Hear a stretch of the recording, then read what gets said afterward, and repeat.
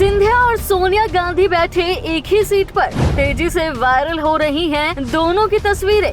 वही सांसद है, वही जगह, वही सोनिया है, वही मुद्दा बैकग्राउंड में। लेकिन फिर क्या है वायरल तस्वीर में अलग बात। वायरल तस्वीरों में एक तस्वीर 24 साल पहले की, जब सिंधिया थे कांग्रेस पार्टी के खास। अब क्या इन दूरियों का राज?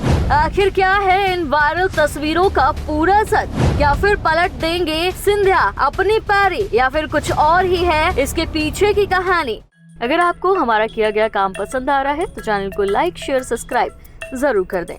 नई संसद भवन में जाने से पहले बुधवार को पुरानी संसद में एक संयुक्त सत्र का आयोजन हुआ। संसद के सेंट्रल हॉल में राज्यसभा और लोकसभा के सदस्य मौजूद थे। इसी दौरान प्रधानमंत्री नरेंद्र मोदी ने सत्र को संबोधित किया और साथ ही वही विपक्षी सांसदों से भी मिले और सभी का अभिनंदन किया। लेकिन पुरानी संसद में हुए इस आखिरी सत्र में कुछ ऐसा हुआ जिसे देखकर सभी की आंखें फटी की फटी रह गई, क्योंकि सत्र में जब महिला आरक्षण बिल की चर्चा हो रही थी, उसी दौरान सबसे आगे की सीट पर ज्योतिरादित्य सिंधिया थे और सोनिया गांधी साथ बैठे नजर आए। दोनों इस आखिरी सत्र में साथ बैठे, जिसे देखकर लोग हैरान हो गए। दोनों के साथ बैठने वाली तस्वीरें भी काफी वायरल हो रही हैं और इससे भी खास बात ये है कि कुछ ऐसी ही 1999 की एक तस्वीर वायरल हो रही है, जहां संसद भी वही है और बैकग्राउंड में चल रहा मुद्दा भी वही है। बस फर्क इतना है कि तस्वीर में ज्योतिरादित्य सिंधिया की जगह उनके पिता माधवराव सिंधिया है। सोनिया गांधी के बगल में बैठे दिखाई दे रहे हैं और पिता कांग्रेस पार्टी के नेता थे और ज्योतिरादित्य सिंधिया भारतीय जनता पार्टी के हैं। साल 2020 में सिंधिया ने कांग्रेस पार्टी से इस्तीफा देकर बीजेपी का दामन थाम लिया था, जिसके बाद अब सिंधिया और सोनिया गांधी को एक साथ बैठे देखना लोगों को हजम नहीं हो रहा। दरअसल बात थी कि सिंधिया की सीट के बगल में ही सोनिया गांधी और मल्लिकार्जुन खड़गे की सीट थी, जिसके बाद सिंधिया ने सोनिया और पार्टी अध्यक्ष मल्लिकार्जुन को